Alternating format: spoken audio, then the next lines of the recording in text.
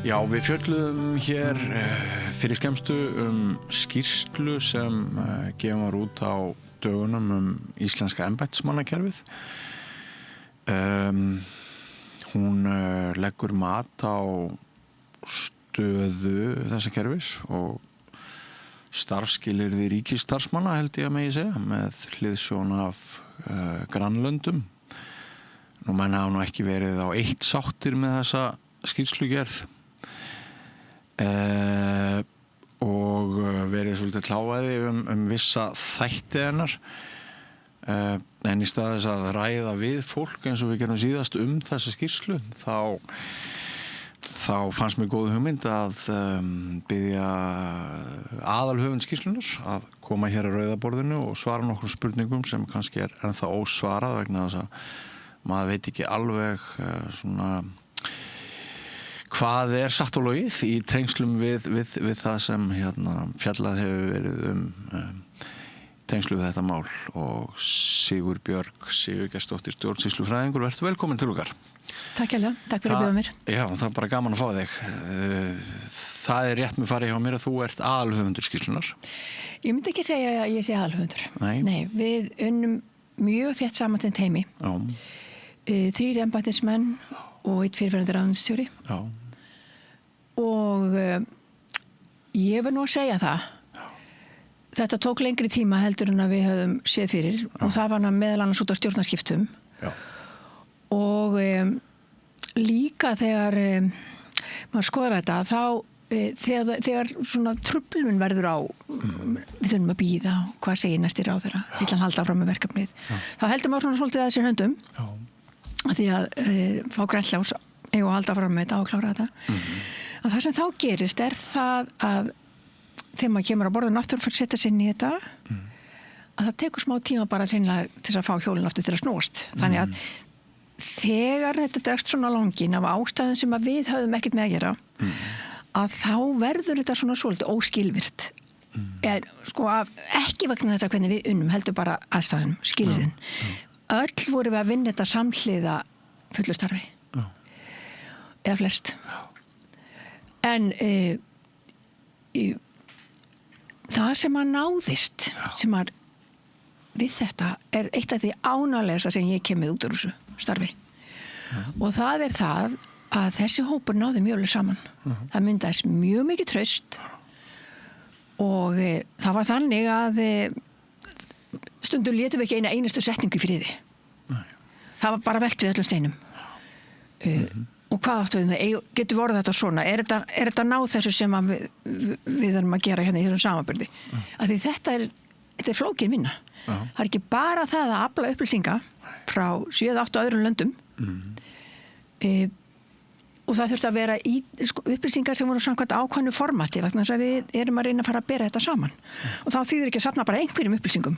Við þurfum að fylgja ákveðnu svona template eða svona formúlu til þess að geta gert það samanburðarhæft þvert á löndin. Þannig það var töluvert mikið vinna og það nýlundan í þessari rannsókn og hafandi unnið yfir hennar langa tíma og með svona flóknar upplýsingar og vandasamar upplýsingar. Hvað voru þetta mörg ár? Við byrjum í febrúar 23. Þannig þetta tæp 2,5 ár, ekki satt. Öll að vinna þetta með samleiður starfi, fullu starfi. Og það var bara þannig í þessum hópi, við gátum bara sagt allt.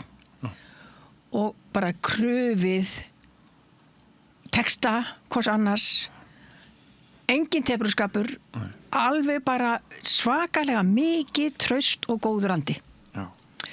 Og þegar ég verið að hugsa þetta, 2,5 ár, þar sem við erum öll að vinna þetta með fullu starfi og gera þannig 8 landa samanburð og því ég ber þetta saman við dönsku skýrsluna, ráðgjafan okkar, fyrirverandi ráðuneytisstjóri í danska stjórnarráðinu, Bo Smith, hann fór fyrir teimi 2014 til 2015 og þegar hann fór á stað, þá fékk hann til liðs við sig til að vinna með sér, hann fékk fullkomna skrifstofastöðu, hann fékk 3 starfsmenn á fullum launum og í fullri vinnu og þar voru 2 háskólamenntaðir.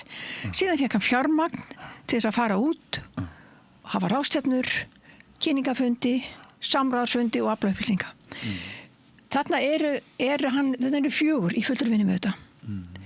Og það tók svona rúmt ár, 1,5 rúmt ár. Já. Og það var engin samanburður milli landa. Nei. Við vorum með samanburður milli landa og svo mikið veit ég, þess að ég er búin að stunda það í mínu rannsóknum, að vera með samanburður milli landa. Og það er bara annars árið flókið. Og maður þarf að vanda sig alveg sérstaklega vel. Það er svo auðvelt, Björn, að taka okkur að hugmynd, þetta kerfi lítur svona út og fara eitthvað að yfirfæra þá annað. Það gengur aldrei. Við þurfum að skoða þetta miklu betur. En ein ástæða þess að þú leggur þessa áherslu á frelsið og það er kannski svo undirliggjandi að það hefur oft verið talað einhver svona þöggunar element hérna, hvað varðar íslenska vinnu. Er það ekki? Ég veit ekki hvort það... Og svona, við hefum oft heyrt það að loka drög ákveðinar vinnu, samantekta að þau séu orðin opaslega svona fínpússuð og það sé svolítið komið broddurinn úr því en það var semst ekki þarna. Nei, vegna þess að þetta er pjúra rannsóknarvinna. Og við erum með geysilega mikið magn af upplýsingum. Já. Og þetta þegar við erum með fínpúsning og yfirferð, þá verðum við líka að passa okkur á því að orða hlutin rétt þess að vera ekki misvísandi eða geta skapað misskilning. Vegna þess að það sem að gerist í svona ferli, við söfnum fullt af gögnum, við reynsum gögnin og vinnum með þau og við spyrjum okkur alltaf þegar við erum í greiningunni, er ykkur vísbendingar hérna? Að því við getum ekki fara að koma ykkur á tillögur eða hugmyndir á þess að það sé mjög góða stóði í gögnunum okkar. Og það er þessi tenging sem hún þarf að vera algjörlega rekjanleg. Hvaðan höfum við þessa hugmynd? Hvaða vísbendingar eru þetta? Og hvað geta það verið að gefa okkur hérna til kynna? Ok, þá erum við komið þangað, þá erum við komið ályktunum og svo tillögur. Þetta er bara ákveðið ferli og það verður að vera rekjanlegt. Og út af það gengur svona þessi hreinsun á hráum gögnum og alveg niður í tillögur. Já. Og rannsóknirnar mínar í þessu sem eru einstakar, alveg einstakar og hefur aldrei verið gert hér áður. Voru viðtöl við 8 fyrirverandi ráðherra og 2 af þeim voru svokölluð pilot viðtöl. Það er að segja tilraunarsamtal þar sem ég er að prófa viðtalsvísirinn minn og fá ábendingar frá tilraunadýrunum mínum sem voru tilbúin til að láta taka við þetta viðtal án þess að vera með í úrtækinu. Þannig að ég er að prófa viðtalsvísinn og aðtók hvernig virkar hann og hvernig er hægt að skilja þetta. Ef ég er orðið svona og svona er hægt að misskilja það. Þetta þarf maður að passa vel upp á. Þetta eru bara akademískar rannsóknir og maður þarf að halda því algjörlega til enda. Og svo talaði ég við 7 fyrrverandi ráðuneytisstjóra. Og það ríkti svo mikið traust þarna, Björn, að ég fékk að taka hvert einasta viðtal upp á símann minn. Og vitandi það að ég mun eyða þeim leið og skýrslan er birt og komin út og vitandi það að það er ég ein sem er að vinna úr gögnunum. Ég þurfti að skrifa allt upp, ég gæti ekki látið þetta í hendunarunum aðstofamanni, þetta er allt og þekkt nöfn í samfélaginu, þeir verða að fá að njóta algjörs trúnaðar. Og þessi vinna er bara topp gæðavinna til að tryggja gæði upplýsingarna. Þetta er mikið vegar upplýsingar sem verðum að fá það fram. Þetta voru ráðherrar, fyrirverandi ráðherrar sem höfðu verið starfandi í ríkisstjórn einhvern tímann á tímabilinu frá 1990 til 2018 og saman með ráðuneytisstjórnina og bæði kallar og konur og þannig að ég hafði mjög góðan prófíl og alveg sérlega áhugaverð viðtöl, svo einlæg og svo opin. Öllum beðist að fá handritið til sín til yfirlestrar. Sumi vildu það, sem vildu ekki. Nei, ég bara treysti þér, Sigurbjörg, bara sérðum þetta. Þannig að gögnin fóru í gegnum fínustu kempingu sem getur farið með svona akademisk gögn í gegnum. Og að því litunum til er þessi rannsóknarvinnar sem að ég sá einum, sem það er viðtalsrannsóknirnar, mjög vönduð og þetta er bara sjálf búin að vera að kenna í 15 ár og fekk stranga þjálfun í þessu. Þannig að við erum mjög svolítið einstakt efnið þarna. Og ég segi gjarnan við fólk sem að tala við mig þessa skýrslu núna, það sem skiptir mestu máli, þess að átt okkur á því hvað þetta í raun og veru sem við erum að tala hvað snýst þessi skýrsla. Lesiði viðtölin við ráðherrana, lesiði viðtölin við ráðuneytisstjórana, sjáðu hvernig það allt saman tekið saman þarna og bara vel að merkja þegar þú rapporterar svona, þegar þú skilar svona í prent, þá þarf það að ganga þannig úr skugga gögnin og viðtalsgögnin að það sé ekkert í þeim sem getur gefið eitthvað til kynna að það setja rekja þetta til einhvers einstaklings.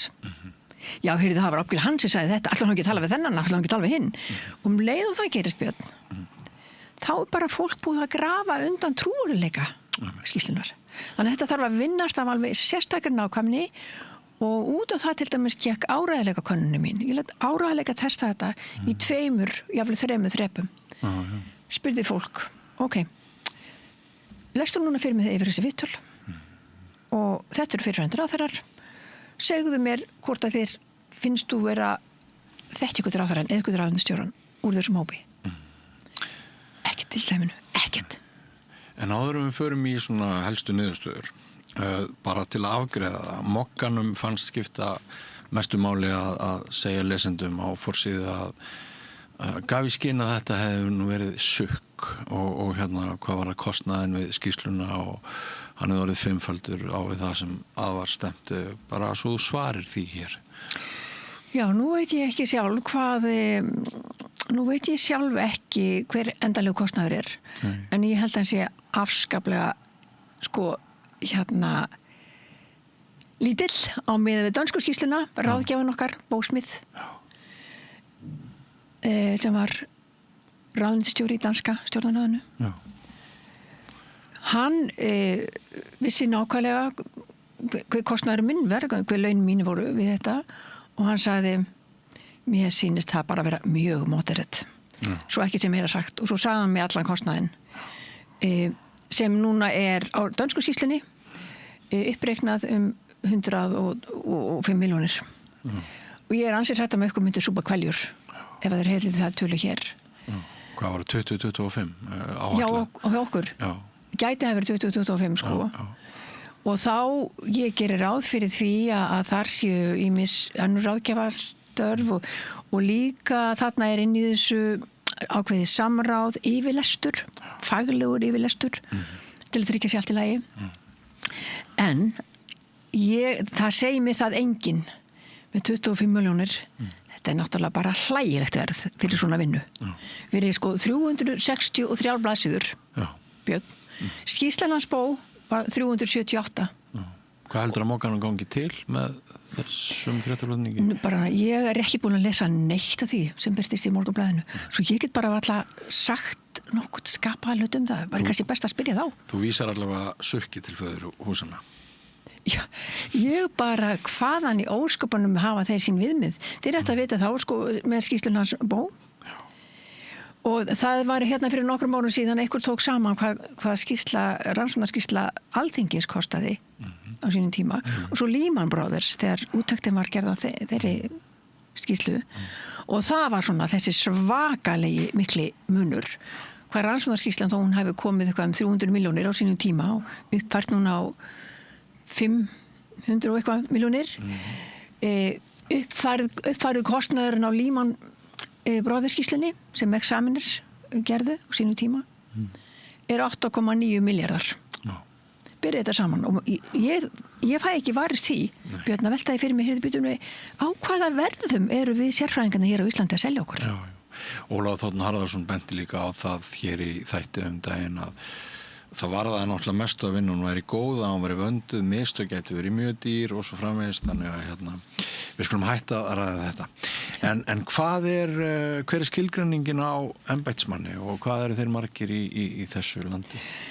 Nú það sem við reyndum að gera og ég man ekki töluðanlega við, þetta getur bara fólk séð í skýrslunni, en við fengum meðal annars það verkefni að skoða fjölda embættismanna og hvernig embættismenn eru skilgreindir. Og í grófum dráttum var viðmiðið það að embættismaður er embættismaður vegna þess að það talið meðal hans rétt að hann njóti ekki verkfallsréttar, hann geti ekki farið í verkfall. Já. Þetta er svona lykilstarfsmenn. Já. Við afmörkuðum okkur í vinnunni, í skýrslunni okkar, þá afmörkuðum við okkur við þá embættismenn sem vinna í hvað mestri daglegri nálægð við ráðherra, stjórnmálamenn. Vegna þess að okkur var falið að skoða þetta samspil á milli embættismanna og stjórnmálamanna. Já.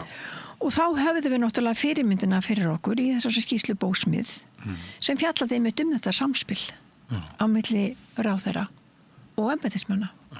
Svo við erum ekki að líta til undirstofnana eða stofnana. Nei.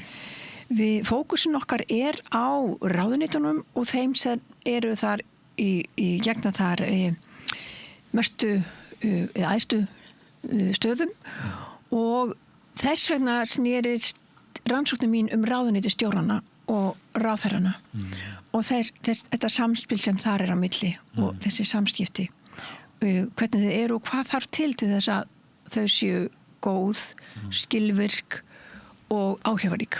Já. Fyrir titillinn er kjölfesta í hringiðu lýðræðisins, ekki satt? Já. Og nú sko ef ég set mig í spor viðmælendaðinna embættismanna þá og ég myndi horfa yfir minn feril þá ég örugglega líklegur til þess að tala þannig að mín störf hefði verið kjölfestan í hringiðu lýðræðisins vonandi væri ég ánægður með mín störf sem embættismaður en ráðherrarnir töluðu þeir líka þannig að þetta sé kórréttur titill hvað var það flest sjónarmið þeirra sem þú kynntir þér? Við bárum nú ekki titlann neitt undir einn eða neitt sko. Nei, ég bara meina svona. Það sem ég vildi, það var nágætt að fá tækifæri til þess Björn, að útskýra hvað við lögðum í þetta, annars vegar kjölfesta, hringiða og lýðræði. Merkingin í þessum kjölfestuna er það embættismenn, þeir eru alla jafna 5 til 7 ár þarna inni í sínu störfum og sumir lengur á endurráðningu. Og í rannsóknum mínum, bæði hér heima á Íslandi og erlendis, þá er ég búin að komast að því að stofnanaminni á þessum leveli, á þessu stigi innan stjórnsýslunnar er algjört lykilatriði til að gera ekki bara stefnumótandi feiljur, til að verða ekki á mistök, til að gleyma ekki hvað náðist langt, hvað náðist þetta verkefni langt þegar við varum að taka hérna fyrir síðast. Af hverju datt það upp fyrir? Hvað snerist ágreiningunum sem þarna var? Hverju tóku þátt í því? Því yfirleitt er svona ekki bókaði fundagerðir, Björn. En þarna getur maður alveg séð hverju tóku þátt í þessu verkefni? Þetta geymist bara í minnum fólks. Þetta er yfirleitt ekki eitthvað sem er skráð. Og það sem skiptir líka miklu máli er það er þetta stofnanaminni milli þeirra sem eru efst í stigveldinu. Ráðherra og ráðuneytisstjóra. Það sem þar gerist er trúnaðarmál. Það er undanþegið upplýsingalögum og á að vera það að mínu dómi. Og þess vegna þarf að vera alveg við þurfum virkilega að fara að gera það hér heima á Íslandi að fara að beina sjónum okkar að ráðuneytisstjórum og þjálfum þeirra. Hvernig er þetta fólk þjálfað? Getum við tryggt að þeir sé að vinna svipað yfir öll ráðuneytin og það er ekki bara tekið upp af sko bara engu að ég er að benda á mikilvægi þess að það kemur fram í viðtölum ráðherrana sjálfra og það var miklu oftar minnst á stofnanaminnið með ráðherrana heldur en með ráðuneytisstjórana og það er til þess sem kjölfestan vísar. Ráðherrar koma og fara og stundum búum við óstöðuleika og skamt ríkisstjórn á milli. Þá er þarna hópur embættismanna og sérfræðinga sem og sem veit hvar á að byrja hvað er rásmarkiði núna. En það eru líka dæmi að ráðuneytisstjórar hafa bara verið handvaldir út í bæ. Já. Var ekki einn ríkisskattstjóri eða skattstjóri Man ekki alveg hvernig þetta var, en sko þú segir handvaldur. Já, og koma reynslu litlir. Já, mér finnst þetta að vera svolítið áhyggjuefni og við verðum að fara að hugsa þetta svona svolítið upp á nýtt. Alls það sem ég hef komið og verið að taka viðtöl þessi samskipti og samspil ráðherra og ráðuneytisstjóra. Danmörk, Bretland, Írland, Ástralía, Nýja-Sjáland. Þetta er allstaðar sko meiri háttar umfjöllunarefni. Það sem fókusin einmitt á þessum tengslum og hvernig getum við treyst eða tryggt það að ráðherrarnir okkar sem eru lýðkjörnir og þeir hafa valdið að þeir komi að ráðuneytum, þeir geta verið alveg vissir það að þarna tekur bara við honum lykilpersóna sem tilbúin fyrir hann með sitt staff, með sitt teymi sem bara tilbúin við rásmarki þegar nýr ráðherri kemur. Og við þurfum að fara að beina sjónum okkar betur af því hvernig þjálfum við okkar ráðuneytisstjóra. Eru þeir að fara í gegnum samskonar ferli við ráðningu, fá þeir sambarilega þjálfun til að þjónað hvaða ráðherra sem og hvaða flokki sem Þetta alls staðar. Fókusir á þetta. Í Bretlandi eru 45 ráðherrar með, fyrir ekki ráðuneytisstjórar. Og það ekki 45 ráðuneyti, en ráðuneytisstjórar eru starfandi svona víða í kerfinu. Það sérstaklega haldið utan um hóp niður í Cabinet Office. Sérstakt þjálfunarprógram, sérstakt svona frammistöðumatsprógram sem allir koma einu svona ári í viðtal. Frammistöðumat. Að því að bara tala svo mikilvægt að þarna sé fyrir embættismaður sem ráðherra getur treyst 100%. Og ef það hann handvalinn að forvera hans í starfi, einhvers nú bæ, og forvera hans í starfi alls ekki í sama stjórnmálaflokk, þá getur viðkomandi embættismaður og staða hans fyrir því svolítið uppnámi. Vegna svo kemur í nýr ráðherra og þarna verðum við að taka inn þetta mannlega element, Björn. Við erum bara öll mannleg og þessi maskína sem við erum að tala um, government machinery, hún bara samansett af fólki. Þetta ekki skrúur og boltar og transistórar og eitthvað svolítið stótari. Þetta allt fólk. Og þetta fólk sem á heilmikið undir hvort öðru. Ráðherra hafa bara 4 ár. Og ráðuneytisstjórar sem þekkja skyldu sína á ábyrgð, þeir eiga að vita í svona faglegum embættismannakerfum eins og okkar kerfi heyrir undir, svona norðvestur Evrópa með svona almennt séð, faglega embættismannakerfi. Þeir vita að hluta þeirra skyldu að segja satt. Og þora að segja ráðherranum eins og á þess að hafi eftirmála. En nú þannig með sumar stöður að það þarf strangt ráðningarferli. Það rétt skili hjá mér að segjum ef Kristrúnu Frostadóttur myndi nú bara sinnast við eigin forsætis ráðuneytisstjóra að hún gæti bara vikið honum frá eða valið nýjan ef henni sýndi sem svo. Hvernig það? Ég vil ekki segja bara þú veist að raunverulega það gæti það. Já. Það umhugsunarefni? Það umhugsunarefni. Það sem að gerist þegar, og það ekkert óeðlilegt ekki komið eitthvað upp í samskiptum ráðuneytisstjóra og ráðherra sem veldur núningi og erfiðleikum hjá ráðherra að treysta. Ráðherrar verða að treysta 100%. Þeir verða að fá aðstæður þar sem þeim eru sköpuð skilyrði til að hugsa uppátt. Á þess að hafa ykkur að fjúki eitthvað út, En kemistrían á milli okkar mjög ólík og það getur svona hentað ákveðinni manngerð að vinna með kannski ákveðinni manngerð af ráðuneytisstjóra myndi einhver spyrja. Já, leyfðu mér að koma með kemistrína og eftir að klára þetta hérna. Faktiskt þá getur hún það, en það áhyggjefni. Þar sem ég búin að skoða þetta, vegna þá eru aðilar sem þá hefur ráðherrann samband við fulltrúin í Cabinet Office sem sér framistöðumatið og heldur utan ráðuneytisstjóra hópinn, samar að segja á Nýja Sjálandi, þetta eru svona public service systems commissions, þetta eru nefndir, þetta eru stofnanir sem eru sjálfstæðar í störfum sínum en eru innan stjórnvalda, ríkisvaldsins.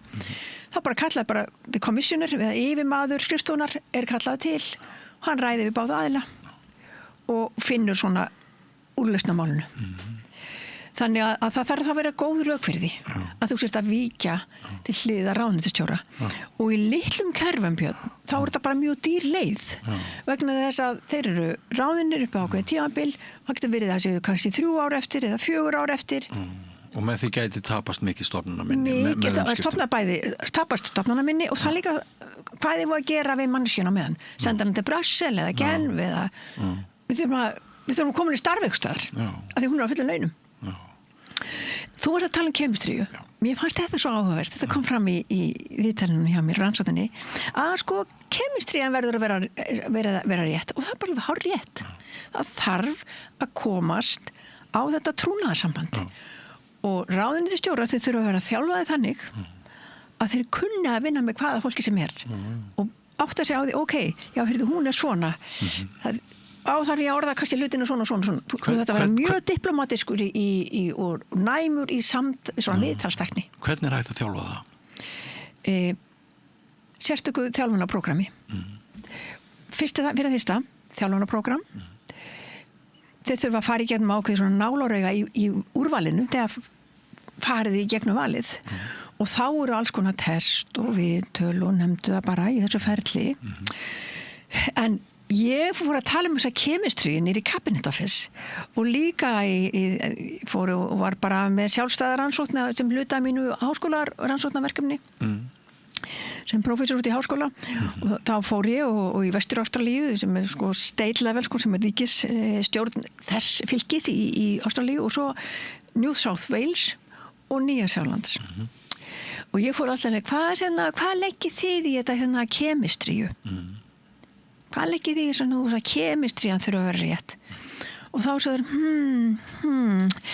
já, ég myndi nú ekki alveg lýsa þessu sambandi þannig það er svona megin það er eins og sé bara determined það er bara allt og deterministic það er eins og sé bara einhver fasti en þetta samband er engin fasti bæði ráðherrann og ráðuneytisstjórnin geta haft áhrif á það við lýsum þessu frekar svona þú veist já þetta er svona ákveðin dans og þú bara passar það að stíga ekkit á tærnar á einum en einum og mér fannst það svolítið sniðug og kunstug svona við samlíking en mér fannst það áhugavert vegna þess að mannst eftir því það er stundum haft eftir henni Margaret Thatcher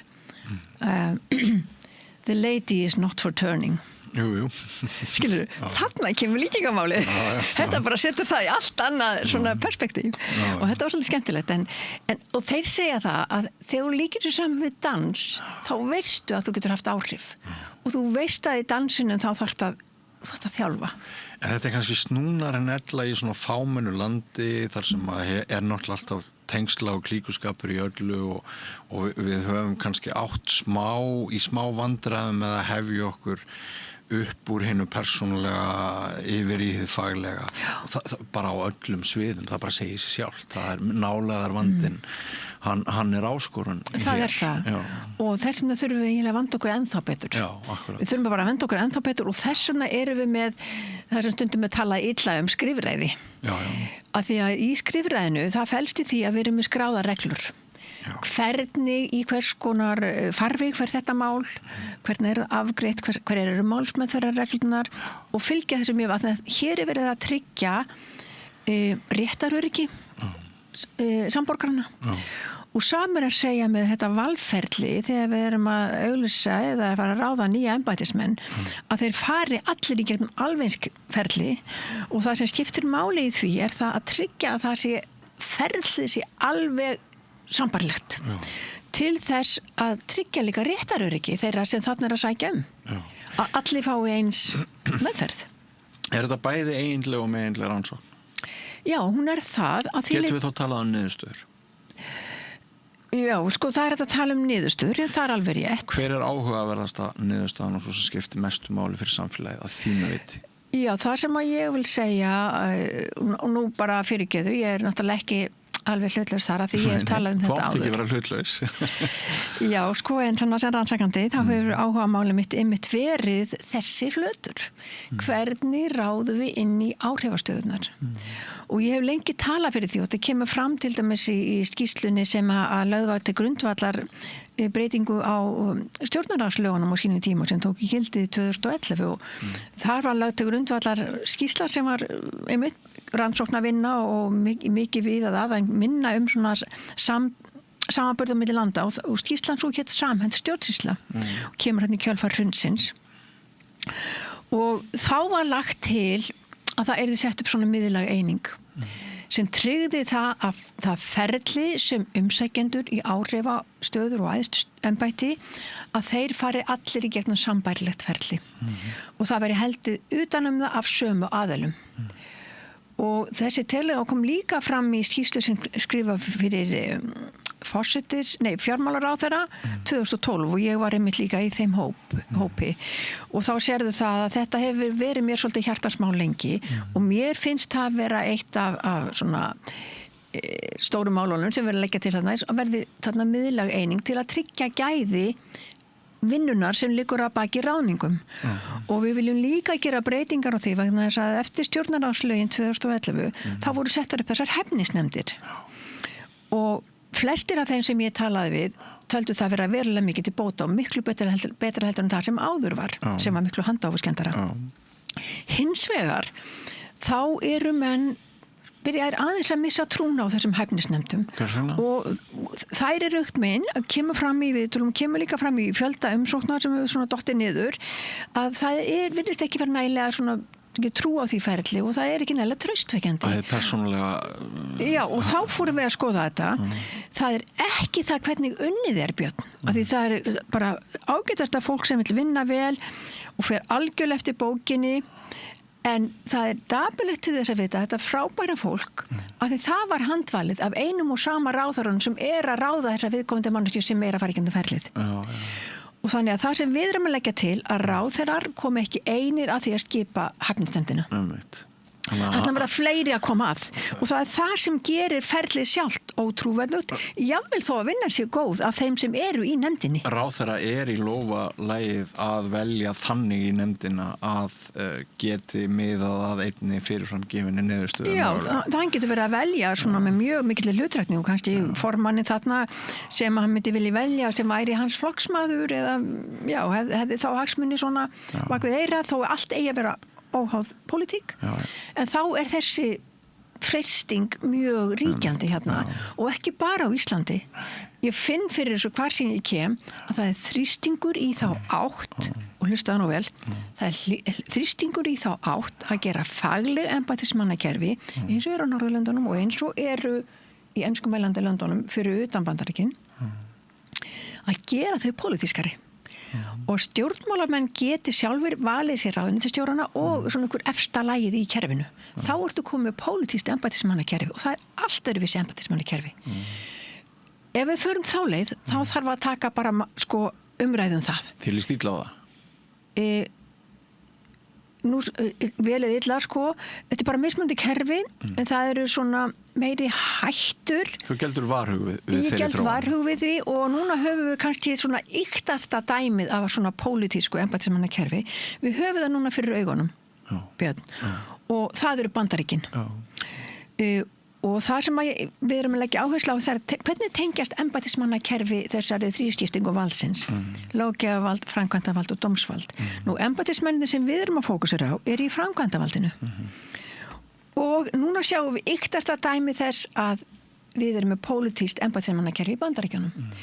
Þar forseti kjörinn í beinni kosningu.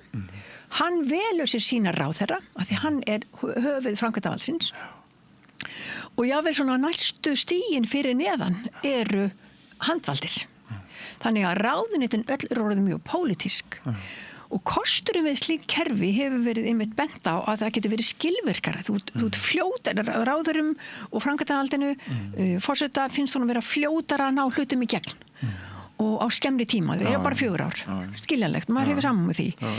En það sem gerist í svoleiðis kerfum, og það þess vegna sem ég setja ákveðna varnagla það að það miklu minna viðnám innan framkvæmdavaldsins gagnvart ákvörðun sem þar eru teknar og fara af stað heldur inn í faglegum embættismannakerfum.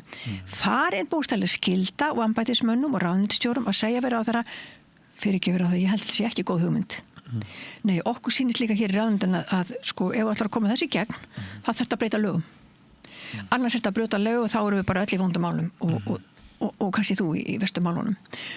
Þannig að þeir yfirleitt búin að skapa, þeir eru búin að veita þetta viðnám. Þannig að hún fari ekki að því búið skrínina fyrir hugsanlegu lagabróti eða hugsanlegu broti gegn stjórnarskrá. Í Bandaríkjunum, þar sem hefur verið að sjá núna, að það fara ákvarðan út eina af annarri.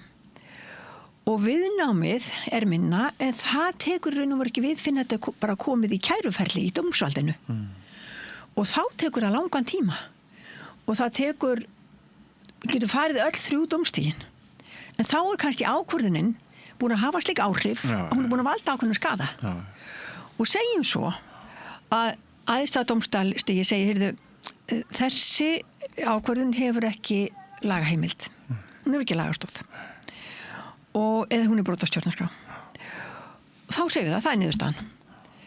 Hvað getur dómsvaldið þá gert? Það er ekkert framkvæmdavaldar. Það verður að treysta á því að það séu þannig embættismenn í framkvæmdavaldinu að þeir hlýði niðurstöðum dómsins sem er aðhaldið við framkvæmdavaldið og aðhaldið líka við löggjafarvaldið. Það er eðli þrískiptingar að þetta er svona valdtemprun, þá enginn geta misbeitt valdi. Og við erum kannski að sjá yktasta dæmið af svona pólitískum embættismannakerfum í Bandaríkjunum og auðvitað er að þá háð því hverjir skipa þær efstu sætin og valdastöðunar. Og við getum ekki alltaf tryggt að það sé mannskja með mikil heilindi eða með siðferði svona alveg í hæstu hæði með á réttum stað, skulum við segja, á þess að segja nokkuð meira það. Ég var aðeins orðið var við það í svona hægri podcastum hér á landi að stutta útgáfana greining og skýrslunni sé svo að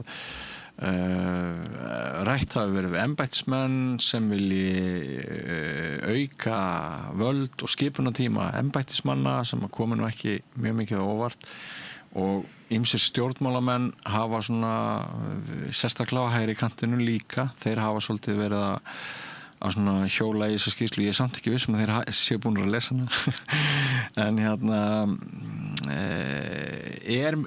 er mikilvægt að lengja skipunartíma þessara embættismanna sem út fjallum? Já, í lengri en 5 ár 7 ár og ef hann er búin að standa sér vel og við höfum komið því kerfi á stað að það sé framistöðumat ef hann standa sér vel að þá geta hann fengið framlengingu en hann var ekki þá bara verða að hætta og ástæðan fyrir þessu er þetta sem ég nefndi á það er stofnanaminnið og að gæta þess að það sé ákveðin stöðuleiki kjölfestan stjórnsýslan þarf að geta virkað algjörlega sem skildi þó að sé kannski stjórnarkreppa stjórnkerfi okkar verður að vera í gangi og það sem við erum að gera er að kíkja undir hútið og sjá bara hvers konar maskin er þetta hana. Það verður að vera í gangi og allt verður að ganga eðlilega fyrir sig. Það eru bara afgreiðslur sem þurfa að geta gengið fyrir sig í ákveðnu takti. Og þess vegna þurfum við ákveðin stöðuleika í þessu þrep. Plús það að það nú tundu talað þá verið að mæra það allstað það sé svo mikið vægt að stjórnendur séu góði leiðtogar og séu svona fyrirmyndir og leiði hóp stjórnanda og sérfræðinga. Gott og vel, ég er hjartanlega sammála því. En þá þurfum við líka að geta skapa þau skilyrði, að það sé hægt. Ráðuneytisstjóri, segjum það, sem á kannski bara 1,5 ár eftir eða 1 ár eftir og hann er með nýja ráðherra. Það er í höndum ráðherra ákveða það 6 mánuðum fyrir lok ráðningartímabilsins að segja ég ætla að auglýsa stöðuna ekki. Ráðuneytisstjóri sem þannig er í þeirri stöðu og þetta gerist líka í Bretlandi, þetta gerist alls þar ef að þeir eru með tímabundinn samning þeir eru bara hægt að veigra við sér þeir eru skyldu sinni að segja heyrðu ráðherra við þurfum að skoða þessa hugmyndöldu betur síðan þegar þetta var reynt þá kom þetta og þetta og þetta upp skilur, hann veigra sér við því að gegna þeirri skyldu sinni sem er þetta sem kallar á enskunni speak truth to power en það er ein af skyldum embættismanna í faglegri embættismanna stjórnsýslu eða faglegri embættismannakerfi og þetta er líka faglegu embættiskerfin inn í þessari þrískiptingu valds þau eru ódýrari heldur pólitísku vegna þess að það fer bara heilt lag ofan og út með ráðherrunum og svo nýttinn en fólk þarf að halda ykkur að launaöryggi. Ráðuneytisstjórar, ég segi það og þess vegna finnst mér þetta mikilvægt, þeir verða að búa við ákveðið lágmark starfsöryggi til þess að geta sinnt þessari skyldu sinni. Líka það að ef hann á 1,5 ár eftir og hann veit ekki hvort hann er komið að fara eftir 1,5 ár hann jafnvel veigra sér við því að beita sér gagnvart skrifstofustjórunum sínum og skipulagt starfi í ráðuneytinu þokkalega en við þurfum að hafa yfirmenn sem treysta sér til að svona stýra og þjálfa teymið sitt og leggja upp línurnar og það sem kemur fram í viðtölum mínum með ráðherrana, ég tala ekki bara við embættismenn, ég tala við ráðherra og það sem kemur fram hjá þeim þegar þau komin í ráðuneyti, fyrsta sinn ráðherrar, bara hvað ráðuneytisstjórarnir eru mikla lykil personur og það sem þetta fólk man og þetta sem það veit, þessi yfirsýn, þetta var bara algjörlega lykil atriði fyrir mig til þess að geta komið fætina niður. Það auðvelt að speikla í því að ráðherrar koma úr öllum áttum og Akkurat. Stundum bara 1, 2 og 3. Algjörlega og ég segi bara við þá sem að tala niður skýrsluna að ég vil halda þið fram sjálf að þetta er mjög góð skýrsla, þetta er tímamótaskýrsla. Ég lofa þér því, þetta er tímamótaskýrsla vegna meðal annars út af þessum samanburði milli landa sem við lögum mikil vinna í og við tölum við ráðuneytisstjóra og ráðherra fyrirverandi og fólk ætti bara að byrja á því að lesa þau viðtöl til þess að átta sig því hvað snýst þessi skýrsla og hvað er það sem við erum að skoða og hvað eru ráðherrarnir þar að segja. Og ég búin að hlusta á ráðherra niður í Whitehall niður í bresku stjórnsýslinu. Þeir eru allir að kalla eftir því bara þetta með stofnanaminni meðal æðstu embættismanna þetta er bara líkil, þetta er algjörlega líflína fyrir okkur vegna þess að kerfið bara er flókið, við munum ekkert öll lög, við komum ekki eins og að þeim á sínu tíma, en við verðum að hafa fólk hjá okkur sem man allt þetta bara punkt og prik og geta vara okkur við, að við sem bara ekki komin út okkur berangur. Diljá Mist, þingmaður Sjálfstæðisflokksins sagði í ræðu á Alþingi þessa skýrslu, svo heimsmynd sem birtist í þessari skýrslu embættismannakerfi sem aðgreint frá pólitískum valdhöfum í raun afneitun á því lýðræðislega fyrirkomulagi sem grundvöllur íslenskra stjórnsýslu. Svo bætir hún við, embættismannaskýrslan að mínum að til hvorki vöndunni góð og hugmyndirnar sem þar eru settar fram eru vondar. Þar skortir alla sjálfsgagnrýni eða varkárni í garð þess gríðarlega valds sem embættismenn hafa nú þegar í íslensku samfélagi. Þín viðbrögðu þessu? Sko, já, ég ætla að segja bara tvennt um þetta. Ég segi það, ég hef ekkert heyrt áður. Ég er heyrið það bara í fyrsta skipti núna og mín fyrstu viðbrögðu þessu er þetta er stærstu hluta þvæla, tómvitleysa. Ég ætla bara að lega mig að segja það þó þessi alþingismaður sem segir þetta. Mér finnst það bara greinilegt að manneskja er ekki búin að lesa skýrsluna. Mér finnst það bara greinilegt. Annaðhvort er þetta að hún er bara að segja okkur tóma þvælu og sem mér heyrist. Eða þá það að hún gerir þetta af ásetturáði að því hún er að tala inn í einhvern hóp. Hún er að tala inn í einhvern svona kjörfylgi sem hún er með, sem finnst þetta fínt og finnst þetta smart. Og þetta er svona, sem best með svona vindum að vestan, þar sem verður að tala niður allt embættismannafólk. Það er alveg rétt. Og það eru sko, hvernig embættismannakerfið okkar og embættismennir eru talaði niður, það er ekki góður byrjunarpunktur fyrir okkur til að bæta það. Við vorum að ræða þetta aðeins í þættinum í daginn. Ég sagði að ein skýring svona vaxandi andúðar gagnvart þessum stofnanastrúktúr hérna sé líka bara launaskrið að þessi hópur sem að vinnur hjá henni opinbera, hann hefur kjör þessa hóps hafa batnað hratt á kostnað einkageirans getur maður sagt. Einu sinni var það þannig að opinber starfsmaður var jafnvel með lægri laun heldur en hérna í einkamarkaðinum en hafði alls konar auka fríðindi en það hefur svona það er eiginlega hverjum degi einhverjar fréttir svona slagsíðu þannig að burt séð frá því hvað líður stjórnsýslulegu mikilvægi þá er svona vaxandi gagnrýni á forréttindin sem felast í því að vera opinber starfsmaður. Ég held að það geti líka spilað hér einhverja rullu. Já, tvennt sem kemur upp í huga með þú segir þetta. Þetta með launin, ég ætla aðeins bara, mér finnst nefnilega eins og það hafi verið, sé búið að vera svolítið stefnan undanfarið að jafna þessi kjör á almenna markaðinum og opinbera markaðinum að þeir lengi vil þá höfðu þeir sem eru á opinbera markaðinum lægri laun en betri lífeyris kerfi. Já, og meiri veikindarétt og svona meira svigrúm til ef eitthvað kom upp á. Já.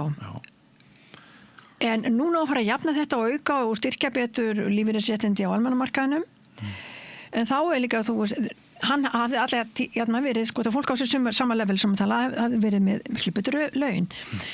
Það er eitt sem við ættum að hugsa og ekki sko íta út fyrir jöfnuna þegar við erum að hugsa þetta.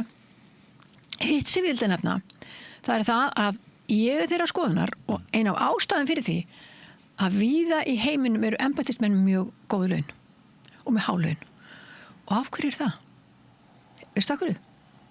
Það á ekki að vera hægt að bera á það fjö. Þetta grunnstefið, það á ekki að vera hægt að bera fé á embættismenn. Og þeir eiga að hafa þannig tekjur að þeir eiga ekki að þurfa þess. Þetta óttinn við spillingu, þetta óttinn við brúnu umslögin. Og því miður að þá viðskiptaheimurinn orðið svo öflugur, hann er alþjóðlegur og hann langt öflugri heldur nú hvert og eitt land fyrir sig. Þannig að þetta vaxandi þáttur í opinberri stjórnsýslu að gæta þess að það sé ekki verið að bera fé á embættismenn. Þetta er tvennt sem ég myndi vilja nefna við þið hér og nú, en þetta getur við farið nánar ofan í þetta, en það er bara miklu meira mál. Við skulum bara hittast aftur og ræða spillingu. Ég hef mjög mikið náðu henni líka. En það fer að líða að lokum hjá okkur. Ég ætlaði samt að svona aðeins í lokin að fá hjá þér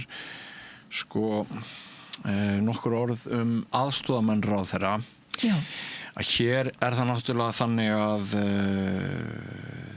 maður getur einmitt bara valið hvaða mann sem aðstoðarmann. Maður hefur séð að ráðherrarnir eru stundum kannski ekki nógu flinkir, Þeir eru stundum að velja til sín aðstoðarmann sem kemur úr nákvæmlega sama umhverfi og þeir og bætir því ekki við þekkingu þeirra sem gæti nú verið gott, sérstaklega ef óreyndan ráðherra að ræða. En í umræðum skýrsluna þá hefur líka komið fram að störf aðstoðarmanna ráðherra hér sé ekki endilega þau sömu og í einhverjum nágrannalöndum. Sumir hafa nefnt að við erum ekki með formlega aðstoðarráðherra hér. Finnst þér sem sagt að þarna sé tækifæri til bætingar eins og sagt á íþróttamáli, eitthvað sem við þurfum að endurhugsa hvað varðar þetta? Leyfðu mér að nefna tvennt, þetta með aðstoð, það er bara alltaf umræða. Aðstoðar á þeirra, það er alltaf umræða. Það sem að ég vil gera hér, að því við erum bara nokkra myndir eftir aðeimdarsöðum, það er þetta með aðstofamennina, eða aðstofafólkið. Það kom hvergi fram í viðtölunum mínum að það ætti að fækka þeim. Þeim var fjölgað með stjórnarráðslögunum 9 2011. Hver og einn ráðherra getur tekið með sér 2 aðstoðarmenn og ríkisstjórnin getur skipað sér 3 sem eru þá ráðgjafandur og einhverjum ákveðnum málaflokkum við ríkisstjórnina. Upphaflega hugmyndin af aðstoðarfólkinu var þetta væri einn sem væri sérmenntaður og hinn pólitískur. Þetta breyttist í meðförum allsherjarnefndar og núna í það að eru báðir pólitískir. Og verkefni aðstoðarmanna yfirleitt að svona tryggja og halda baklandi ráðherrans góðu flæði þar. Alltaf að vera augu og eyru ráðherrans inn í flokkin og flokks umhverfið og græsrótina. Og svo sjáður skipulagi, það ekki líka að einhverju leyti? Skipulagi á dagskrá ráðherrans? Nei, yfirleitt þá það nú ritari ráðherra. Já, það er ritari ráðherra. Og það var nú eitt af því sem ráðherra myndust á. Algjört krúsíal atriði, góður ritari. Þeir eru með upp á hár yfirsýn yfir alla vikuna mína, hvar ég er og hvar ég er ekki og hvert ég er að fara. Þetta er frábært fólk. Þetta skaffar ráðuneytið þeim.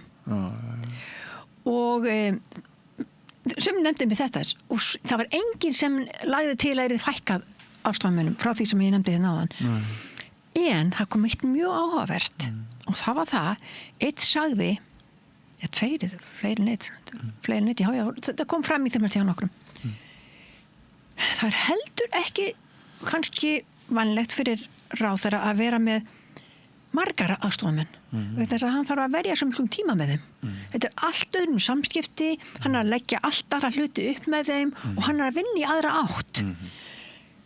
Það er afmikil tími fyrir það, í staðins að snúa sér ráðuneytinu og vinna með fólkinu á gólfinu og innum skrifstofunum í ráðuneytinu og mynda þar þetta góða traust samband sem þarf að vera milli ráðherra og embættismannakerfisins til þess að ráðherran sé bara fleygur og fær með hvað sem er og með gott faglegt embættismannakerfi á bakvið sig. En aðstofamennirnas, hann getur í samstarfi við ráðuneytisstjóra sett þá í samstarf við skrifstofustjóra eða sérfræðinga til að leggja upp ákveðna pólitíska stefnumótun og þeir eiga að vera þar mjög hefa gert mjög góð og verið mjög góð viðbót við ráðuneytin. Hins vegar þá komum við með þá tillögu þannig í þessari skýrslu að hafa þetta svona svipað í Danmörku, því við leitum svolítið til Danmörkur, að leið og búið að lýsa yfir þingrofi og búið nýja kostningar, að þá fari aðstofamenn út, eða það er 3 vikur fyrir kostningar, að þá eigi þeir að fara út. Þetta er svona til að jafna stöðu allra í kostningabaráttunni og gæta þess að það smitist ekki vinnuafl og vinnukraftur og framlag og hérna innan úr ráðuneytinu og inn í kostningabaráttu sem á að það getur fara. Þannig að þetta er svona þessi 2 hlutir sem að ég vildi nefna en þetta með aðstofafólk ráðherra mjög mikilvægur hópur og það komu jú athugasemdir bæði frá ráðuneytisstjórum fyrirverandi og líka ráðherrum. Þeir eru ekkert að vera að ráða til sín sem aðstofa fólk, ykkur svona unga running fótgönguliða í flokknum þeirra. Heldur að fá sér eitthvað fólk sem bæti þá upp, hvort heldur það er pólitískt eða hvað var það málefni ráðuneytisins. Þannig að svo, ég minna sem ég segði bara líka, það á enginn að fá þessi laun sem aðstofa fólk fær, sem er skrifstofstjóra laun, nema að hann sé bara starfísinu vaxinn og hann sé bara vel að því komin að því hann hefur þekkingu, hæfni og hæfni til að tengja þessa 2 heima, sem er mjög mikilvægt. Ég ætla að spyrja þig einnar spurningar í lokinu, þú ræður hvort þú svarar henni, en Ásta Lóa sagði að sér ráðherraembætti fyrir nokkrum mánuðum, heldur það hefði þurft að fara þannig að það hefði verið öðruvísi staff í kringum hana? Ég er mjög ákveðin skoðunar þessu, ég vil teita það á skoðun. Endilega. Núna bara pjúra faglegt. Ekkert með persónuna Ásthildi Lóu eða neitt af þessum formunum stjórnarflokkana. Þetta erindi með hana Ásthildi Lóu átti ekkert erindi til forsætisráðherra. Það var ekki forsætisráðherra sem skipaði að valdi Ásthildi Lóu. Það er hver og eitt formaður stjórnmálaflokka sem velur sér sína ráðherra. Hafi einhver hérna utan á bæ verið misboðið eftir einhverja gömlu case eða einhverju komið hérna upp í fortíðinni með einhver tiltekið ráðherra, þá á hún bara að tala við þann formann sem ber ábyrgð á þeirri skipan. Það er hver og eitt formaður flokkana sem velur sín ráðherraefni. Þannig að þetta átti aldrei neitt erindi niður í forsætisráðuneyti. Það er númer 1. 2. Úr því þetta var komin niður í forsætisráðuneyti, þá er það mín skoðun sem er pjúra fagleg, út frá stjórnsýslufræðinni, framsali valds og ábyrgðar og svo framvegis, sem umboðskeðjuna. Kristrún, forsætisráðherra, hefði aldrei getað veitt þessar konu viðtal án þess að vera búin að hafa samband við þann ráðherra sem máli snýrist eða þann formann sem hún er búin að mynda þessa stjórn með. Þar að segja Ingu Sæland. Þær áttu bara að ráða ráðum sínum, heyrðu, hvað er að gerast þetta, hvað mannlega þetta, hvert er erindið þannig að þetta mál var bara í mínum huga steindautt, átti aldrei erindin í forsætisráðuneytið, af hverju það forðangað, ég ætla ekki að vera með neina getkantunum það, en Kristrún hefði, eða forsætisráðherra hefði ekki getað boðað þessar manneski til sinna fund til þess að ræða ráðherra í hennar ráðuneyti. Án þess að formaðurinn sem tilnefndi það ráðherraefni væri með. Það er bara pjúra stjórnsýsluleg teik á þessu. Stjórnsýslulegur vankantur á þessari málsmeðferð. Þetta var í mínum huga, ég horfa á þetta, mér finnst bara að vera eins og eitthvað della.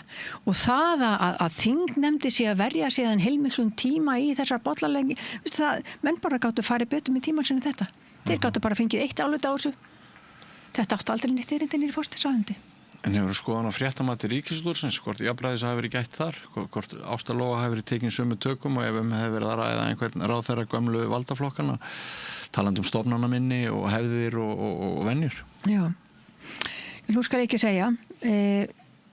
Eins og ég segi, maður getur aldrei getið sér til hvað er í kolli einhvers manns eða hvaða ásetningur er á baki aðgerðum eða fréttaflutningi eða hvað. Ég ætla bara ekkert að taka það að mér, en mitt mat á þessu er þetta. Ég bara segja eins og eins og bara borgara þessi lands. Ég held að bara eins og þetta hafi verið tilraun til að koma að höggja á eitthvað, vegna þess að svo var bara eins og ýmsar staðreyndir málsins sem bara stóðust ekki. Upphaflega málinu, þannig að mér fannst þetta á alla lund bara í allarslegasta mál. Og má draga saman á grunni þess sem þú hefur nú þegar sagt að þér hafa ekki fundist ástæða til þess að Ásta Lóa segði á sér ráðherraembætti? ekki frekar en bara margur annar sem kemur með ýmsan farangur inn í nýja stöður og ný störf og ég meina þegar við erum komin á aldur og geta tekið við störfum sem eru ábyrgðarmikil störf, þá það nú yfirleitt þannig með okkur öll Björn, við erum með ykkur farangur. Já. Og við erum búin að afgreiða hann sjálf og ganga frá því og gera upp ýmsa hluti og misvel og allt þetta. En við erum bara öll svipastödd. Við komum með farangurinn hingað þangað sem við erum nú í dag. Og það þetta sem ég var að segja líka þegar við erum að bera saman á milli landa. Það ávísun á mistök að taka bara eitthvað kerfi eins og það lítur út í dag og ætla að fara yfirfæra eitthvað beint yfir á íslenska kerfið. Vegna þess að hvert og eitt kerfi niðurstaða af ákveðnu sögulegri og pólitísku þróun. Það sem stjórnvöld á hverju landi fóru að takast á við eitthvað, leysa ykkur vanda eða skerpa á markmiðum og lagfæra kerfið sitt. Einmitt. Heyrðu, það búið að vera mjög forvitnilegt og fróðlegt og áhugavert að spjalla við þig, Sigurbjörg Sigurgeirsdóttir, stjórnsýslufræðingur. Við kannski hittumst aftur og fókuserum þá meira á spillingu. Hvernig líst þér á það? Já, ég er sérfræðingur í spillingu. Ég oft sagt að það spilling svona fyrirbæri sem vill ekki láta rannsaka sig þannig að maður getur bara verið með getgáttunum það en maður getur svo sagt hvað manni finnst það skilur á þess að geta haft nokkur svona mikið af gögnum undirliggjandi maður getur séð fyrir sig hvers konar tegund af spillingu og hvað finnst manni það. Já. Gott í janúar maður. Nýmeti. Takk fyrir kærlega fyrir að bjóða mig. Takk. Já, kæra þakkir fyrir þetta og til hamingju með þessa skýrslu og takk fyrir að ræða innihald hennar og svara þeirri gagnrýni sem ég hef imbrað á hér. Takk fyrir að gefa mig tækifærið. Já. Og ekki fara langt, kæru hlustendur og áhorfendur, nýr kafli eftir andartak. Ertu með fundi, fræðslu eða kynningar? Vorstjarnan býður baráttuhópum og félagasamtökum aðgang að ódýru húsnæði í 105 Reykjavík. Hafðu samband á vorstjarnan@vorstjarnan.is.